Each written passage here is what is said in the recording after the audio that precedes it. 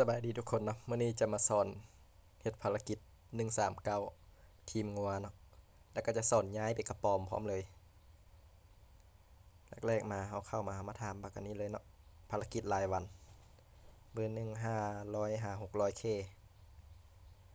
ถามแล้วก็ไปเลยเนาะภารกิจแม่นเอาค้อนไปทุบเสาเนาะแต่ว่าค้อนเขาก็มีสต็อกหลายอยู่ละอยู่คลังเขาก็มีจับไปทุบเลยเนาะแล่นเอาเนาะเขาจะบ่ออบอ่อนเดี๋ยวหลายคนจะบ่เข้าใจ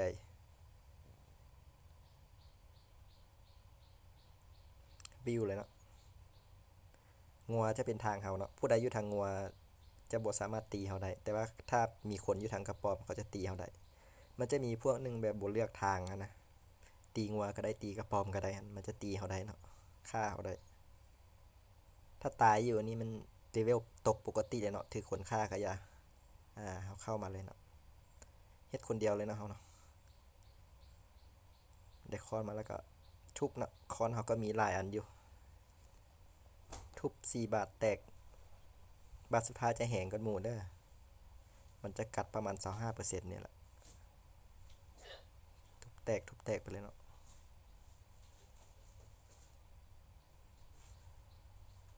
เขามีค้อนลายอยู่แล้วทุบให้แตก4 เสาเนาะทั้งหมดแล้วมันได้ใส่อยู่16ค้อนเนาะค้อนได้ใส่16อันแต่ละหอบอันนี้หอบแรกเนาะภารกิจบางทีมันก็จะให้ตีกระป๋อม50 ตัวบางทีมันก็ให้มาทุบเสาแล้วแต่บางทีเนาะแต่ว่าตี50 ตัวมันเดือนหนึงมีเทื่อเดียว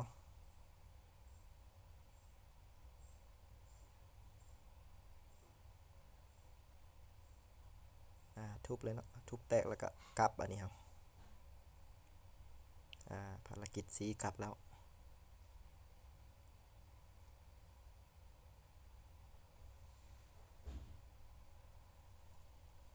ย่างเอาเนาะบ่ออบอ่อนบางคนเขาจะออบอ่อนแล้วเพื่อย้ายไปเสาดำเลยมันจะไหวเนาะเวลากลับ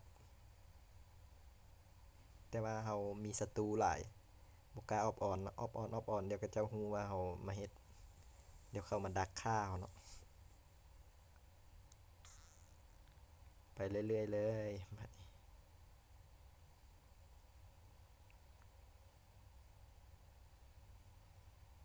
อืม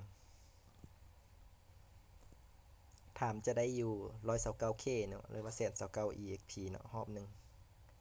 มันจะให้ดาวหนึ่งถามไปรอบที่2เลยบัดนี้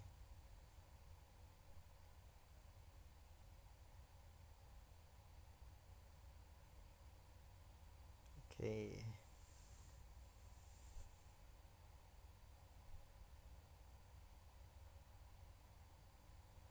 ไปรอบที่2เนาะเข้ามาพี่เลยวิวเลยเนาะลัดเลย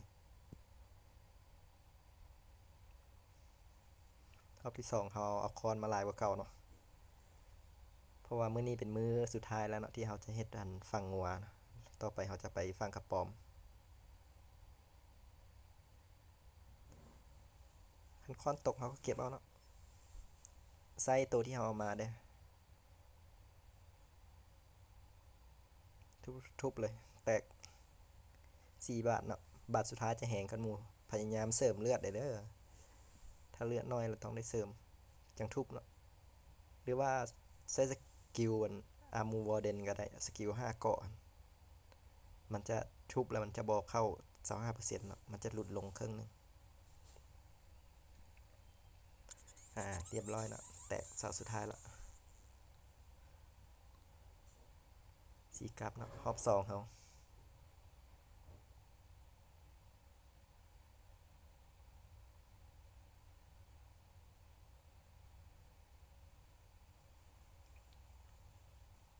ดาวนี่เขาเอาไว้นับเนาะไว้นับเบิ่งว่าแรงเขาเท่าใดนะเดี๋ยวจะน้อยอธิบายเนาะเรื่องเกี่ยวกับแรงกลับมาเอาคอนก่อนคอนทั้งหมดสำหรับสติ๊กนั่นเขาจะใช้ฝั่งกระป๋อมเนาะแต่ว่าอันนี้เขาใช้คอนกลับมาทุบเฮ็ดคนเดียวเลยเนาะภารกิจ139เขาหมูมีหมูมาช่วย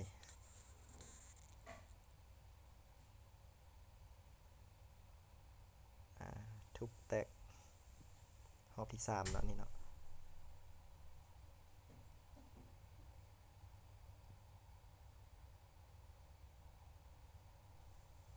จะเกิดขึ้นมาเรื่อยๆเนาะบางคนเข้ามาบูตอยู่นี่เนาะเฮ็ดให้เลเวลเขาอัพไว้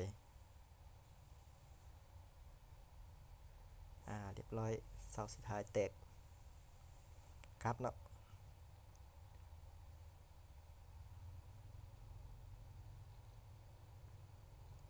รอบสุดท้ายเขาแล้วบัดนี้มื้อหนึ่งเขาจะได้5 ดาวเนาะครบ180 ดาวแล้วเขาจะแล้วฝั่งนี้รวมแล้ว36 มื้อเนาะเฮ็ดอยู่ฝั่งหนึ่งมันจะได้อันเครื่องไปให้ไปเฮ็ด139ให้รอเก็บเอาดาวเขาเนาะดาวทิ่มไว้3 ดวงเอาเฮ็ด3 รอบ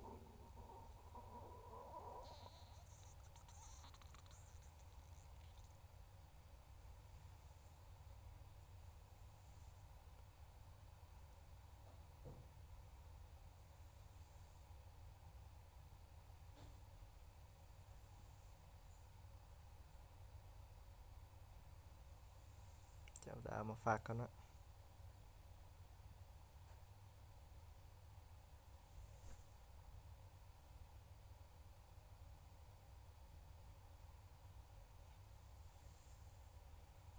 ดาวเขามี178เนาะอีก2 ดาวไปจับบอสเนาะบัดนี้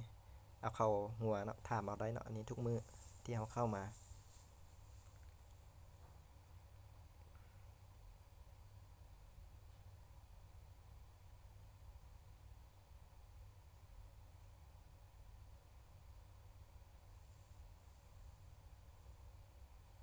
เอาไฟเนาะเอาไฟหรือว่าเอาน้ำแข็งตีค่อยๆก็ได้เนาะไปเนาะเพื่อตีบอสให้เลือดมันเหลือ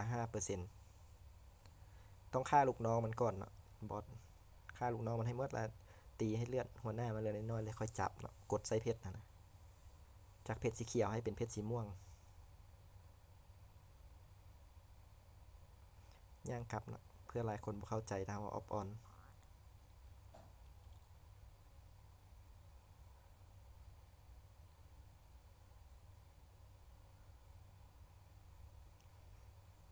เจอทีมกระปอมเขาเฮ็ดอันนั้นอยู่เนาะเฮ็ดภารกิจอยู่เขาเจอเฮาเนาะนี่คันตีกันก็เป็นเรื่องเนาะอยู่คนละทางเอาลงมาเขาก็จะจับอยู่เนาะเดี๋ยวรอก่อนเมื่อกี้ก็จะจับอยู่เขาเลยบ่ทันอัดเนาะก็เลยว่าเขาจับแล้วล่ะ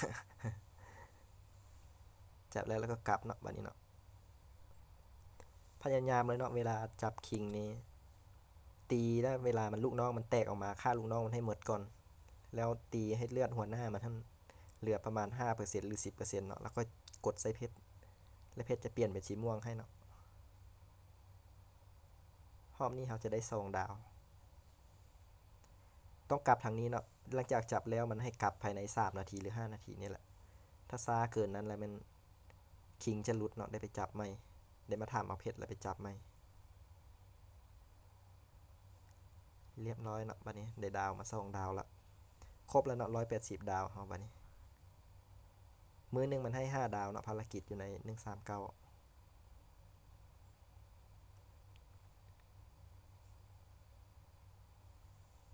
เรียบร้อยเนาะ180 ดาวแรงเขาพอดีเป็น5 6 7เนาะเขาต้องไปถามลาซาก่อนเดี๋ยวนี้แรงเขา4 5 6เลยเพราะว่าเขาถามมากันนี้เนาะไปถามบักลาซาแล้วมันจะให้5 6 7เนาะเฮ็ดภารกิจทุกมื้อเขาต้องไปถามลาซานี่เนาะเพื่อให้แรงมันอัพ6 มื้อมันจะอัพเทื่อนึงเนาะจะอัพอัน2 3 4เนาะวันนี้เขาจะมาถามแบบนี้เนาะปึ๊บเนี่ยมันจะให้เรียบร้อยเนาะเขาเฮ็ดมา36 มื้อเขาก็ได้มาแล้วแหวนวันนี้เขาจะย้ายไปฝั่งกระปอมบัดนี้เดี๋ยวนี้ฝั่งงัวเขาเฮ็ดแล้วเนาะหรือว่าเขาอยากอยู่ฝั่งงัวต่อก็ได้แต่ว่าฮักสิได้แหวน2 วงเขาบ่เอาเนาะเขาอยากได้เครื่องมาเป็นให้มันครบสุดเนาะให้มันเป็นเครื่องเฮ็ดปึ้ม139ให้ได้นะไปกระปอมเลยครับวันนี้ออบอ่อนเอาเนาะมากลางพี่เลยทะลุกลางเลยไปเรื่อยๆเนาะ ย้ายฟากเฮาบัดนี้หลังจากอยู่ฟากงัวมาฮอด36มื้อบัดนี้มาเฮ็ดฟางกระป๋อมอีก36มื้อแล้วเฮาก็จะได้ปึ้ม139แต่ว่าเฮามีแล้วเนาะเฮาเฮ็ดไว้ขายซื่อๆขายก็ประมาณอย่างละ 4M เนาะจอนนี่จอนแล้วมาถามบักอันนี้เนาะถามบักลาซากระป๋อมแล้วลงมาถามบักนี้บอนดิวเนาะ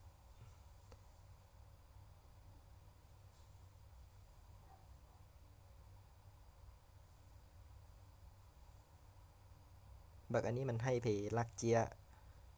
ไปลักเจียของทีมงัวเนาะตอนนี้ทั้งงัวทั้งกระป๋อมตีเฮาได้หมดเลยเพราะว่าเฮาบ่ทันเลือกบ่ทันได้เป็นทางใดเด้เนาะยังเฮ็ดภารกิจให้กระป๋อมอยู่งัวก็ไล่ตีเฮาได้บัดนี้ออฟออนเอาเลยเนาะ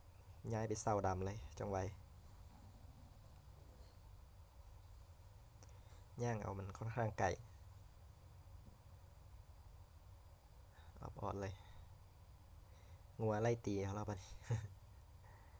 หาเจียเนาะอยู่ในคุ้มนี้มันจะมีโต๊ะที่มีเจียวางอยู่เราต้องไปหาให้ได้เนาะโบแมนโต๊ะนี้เนาะมันจะเป็นโต๊ะนี้บูมีเนาะโต๊ะแรกไปเบิ่งคุ้มอื่นโต๊ะที่2บูมีเนาะ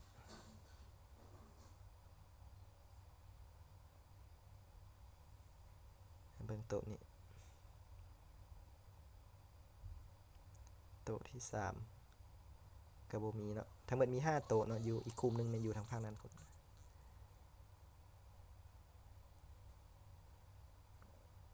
เบิ่งโต๊ะนี้เนาะโต๊ะที่4โอเคเรียบร้อยเนาะได้แล้วเนาะเจียวออฟกลับเลยแบบนี้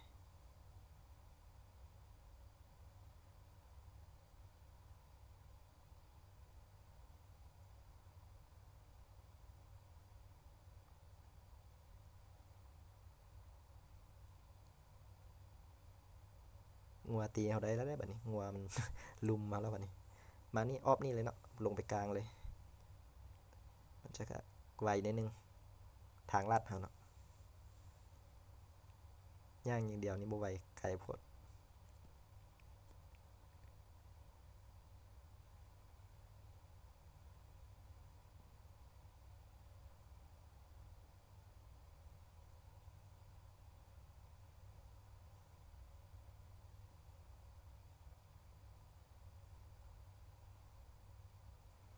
เรียบร้อยแล้วบัดนี้เฮาก็เป็นทางกระป๋อมแล้วบัดนี้เฮ็ดภารกิจปกติเลยเนาะแบบไปตี3รอบแบบเฮาเฮ็ดเท่านั้นเลยเนาะแต่ฝั่งนี้มันจะบ่ใช้ค้อนทุบเนาะมันจะใช้สติ๊กเฮาต้องไปตีให้สติ๊กมันตกแล้วก็ทุบคือว่าใช้สติ๊กซอดอันนั้นให้มันแตกใส่16อันคือกันเนาะแล้วจะได้โล่สีดำนี่มาเป็นตัวไปฝากไว้เนาะกระป๋อมบ่ตีเฮาแล้วเนาะเป็นทางกระป๋อมแล้วเขาจะมาฝากบักอันนี้ไว้เพื่อเบิ่งแรงเบิ่งอันนั้นเขาเนาะหรือว่าเอาหอยที่เข้าออกประตูมิติอันนี้ได้เนาะแรงเขาอย่าง1 2 3อยู่ตัวนี้นะมันใส่กดเอาหอยหรือว่าอันนั้นนะหรือว่าเข้างัวนะแต่ว่าตัวนี้มันจะเป็นหอยเนาะเรียบร้อยเนาะขอบใจที่เบิ่งเด้อฝากกดไลค์กดติดตามให้เด้อ